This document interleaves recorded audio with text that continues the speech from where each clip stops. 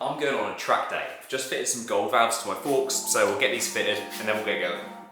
I've been waiting for the correct weight oil, which is now here. That's the gold valve now being dropped into the fork. It will increase dampening forces at lower suspension speeds, but will open up at higher speeds to allow less dampening force, which is ideal for track use. This mimics modern cartridge forks, which is why these valves are sometimes called cartridge emulators.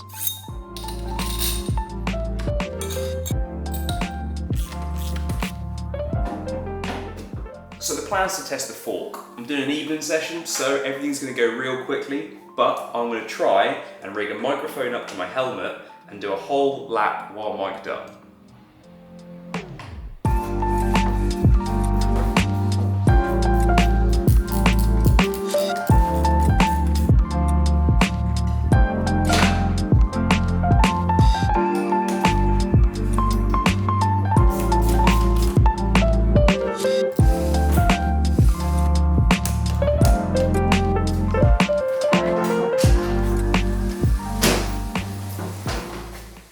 Quick check over, and I'm going to try some new foot pegs too.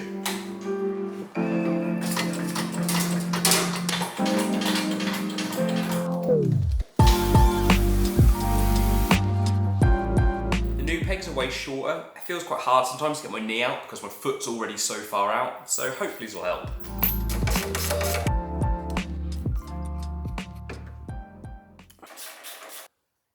So, my plan is to run a GoPro, and I'm going to try and mount it on the tank, and then run a wireless microphone into my helmet that I can voice over during the lap. It'd be nice to get the controls in, along with being able to see through the screen. I really hate that the lens isn't in the centre of the camera though, that's so annoying. I think it'll work. All sorted. Tomorrow we pack up and get ready to go.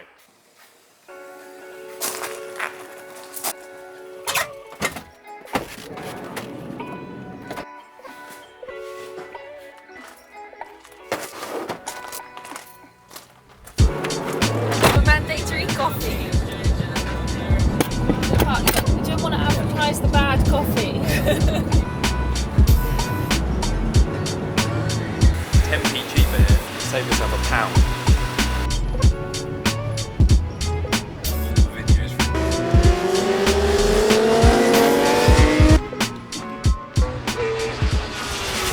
Now at track, I needed to get my bike unloaded, and the only job left to do was to get it fueled up. Fortunately, I've got everything prepped back at my workshop, so when I realised I wasn't allowed to mount my GoPro on my tank, I had to move it. So I ended up mounting it on my top yoke. That does mean I'm not going to get any of the controls in the shot, but it means I get a better view of the track, so you win some, you lose some. With everything ready to go, all I needed to do was sign on and get my bike noise tested. For the first session, I decided to put my GoPro on the front of the bike. I always fit a secondary tether to any GoPro fit. This can be a cable tie, but I like to use lock wire just because it's easy and you can cut it off and throw it away after. Mechanical. Oh, I love that. Yeah.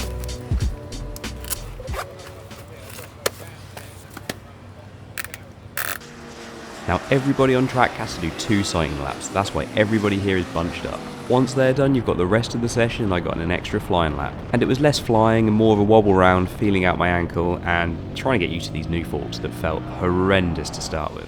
Now I'm in a strange position with my track bike. You see, I know how and where to go faster, but I just can't do it. I am the limiting factor. And I've ridden this single bike in the same setting for so long now, I've got so used to it, any change which should and is definitely going to improve the bike is actually feeling worse to start with. So it'll take me a little while just to get used to it. So, what have you done to make it better? I don't quite like them yet. They feel very strange. I'll tell you after this one if I like them or not. After Lucy asked some loaded questions to guide the narration of this video, I appreciate the effort there, but it was now time to roll into the second session. And after rolling around the first corner while telling myself how easy I need to take it on cold tyres, we got to turn 2, the hairpin, and well, this happened.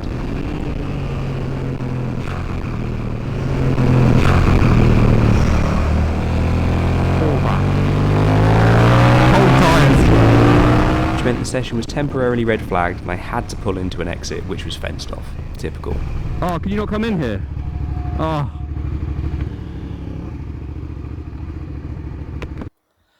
After that red flag, I got in a couple of extra laps. So let me just talk to you about those forks, because I did get used to them after that. So I've kind of caused myself an issue. Let me just geek out a little bit about it. So what we've done is we increased the dampening and we've also increased preload. So when you're sitting at a neutral position going around a corner, the front end is sitting a bit higher now. It's also taken longer to get there. And that means that you're putting less weight on the front tyre. So the front tyre has got less weight, which means less grip. So what is happening is when you go around the corner, neutral to coming out of the corner and accelerating out, the front end's not got as much grip as it had before. Thing is though, the improvements we've made make the fork feel lovely. So it feels really planted, it's more consistent, which is exactly what you want, but you're not putting as much weight on the front end. Now ideally you'd jack up the back end or slump down the front, but the big underlying issue I've got with my track bike is I'm running a Kawasaki rear shock in it. It was a cheap option, let's be honest. So what that's done is that's got a shorter eye-to-eye length than the standard shock. What I really want is something which is adjustable so I can jack that back end up. So what we've done is we've compounded the issue. So the back end is squatted a little bit and the front end is lifted. So the front fork feels great, but the actual setup on the geometry of the bike feels pretty horrible. So it's just getting there, and what I really need to do is just go and buy a really expensive rear shock. But then we come back to the big underlying issue that I'm the problem, not the bike. If I put a rear shock in it, it might make it feel a bit better, but the biggest underlying problem with the lap times and me going faster is me, not the bike. So this is the underlying problem I have with track days. Okay, let's get back to the video.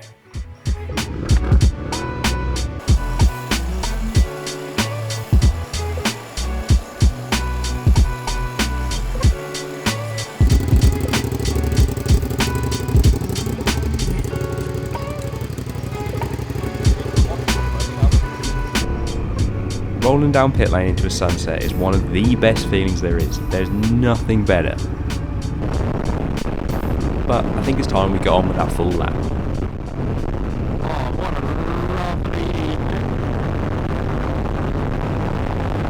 Over the start finish line, I'm setting myself up for turn 1. This is my favourite corner on the track, a double apex corner. I go down one gear, you want to miss the first apex by about a metre and pull it back for the second one. I missed the second one by a mile, not good enough, and used all the road on the exit. Now down to turn 2, all the way on the left hand side as I go down 3 gears. Now don't turn in too early or drift across, you want to get a nice late apex so you can get on the power early. Do as I say, not as I do, I think is going to be the moral of this story. Next left-hander, really easy to turn in too early again. You want to turn in late and hit a nice late apex right now. I missed that one again by a mile. Make sure you use all the track on the exit and then straight down to the second hairpin. This one's much the same story as the last hairpin. Late apex, don't turn in too early, and then don't just sit on the armco the whole way around. You want to hit it late and turn late.